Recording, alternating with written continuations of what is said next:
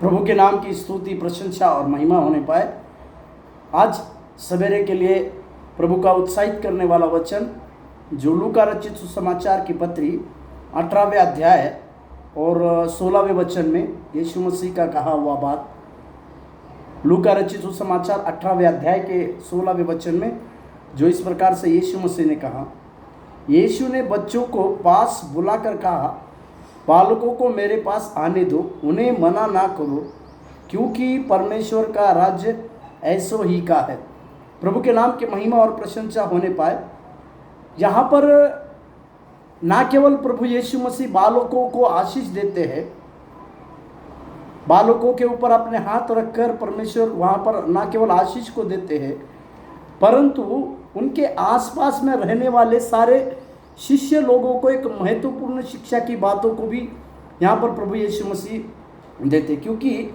चेले लोग नहीं चाह पा रहे थे कि बच्चे जो है यीशु मसीह के पास आए, परंतु उनकी ये बातों को देखकर स्वयं प्रभु यीशु मसीह ने बालकों को आने के लिए बालकों को उनके पास आने के लिए कहा और चेलों को डांटा और कहा कि बालकों को मेरे पास आने दो, क्योंकि चेले लोगों के अंदर एक प्रकार से एक बात हो रही थी कि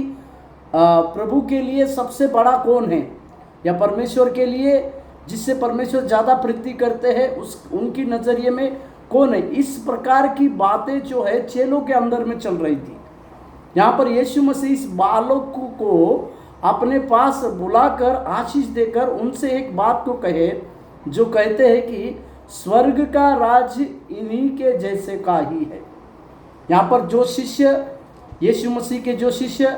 अपने आप को बड़ा बनाने की बातों को कह रहे थे या समझ रहे थे, यीशु मसीह ने वहाँ पर उनके एक शिक्षा की बातों को भी दिया, और वो शिक्षा ये थी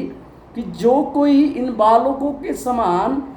प्रभु के राज्य में प्रवेश नहीं करेगा, या जो कोई अपने आप को इन बालकों के समान छोटा नहीं बनाएगा, वो परमेश्वर के राज्य में उपयोगी नहीं होगा। या मैं इस प्रकार से कहूँ, जो इन बालकों के समान अपने आप को छोटा बनाएगा, परमेश्वर के राज्य में प्रभु उसको ऊंचा करेंगे। मेरे प्यारो, इस यीशु मसीह की शिक्षा से हम इस बात को समझने पाए कि स्वर्ग का राज्य किस प्रकार से है। अगर हम समझे तो उन बालकों के समान है जिन बालकों के अंदर किसी भी प्रकार की बुराई की बातें, किसी भी प्रकार की पाप की बातें, किसी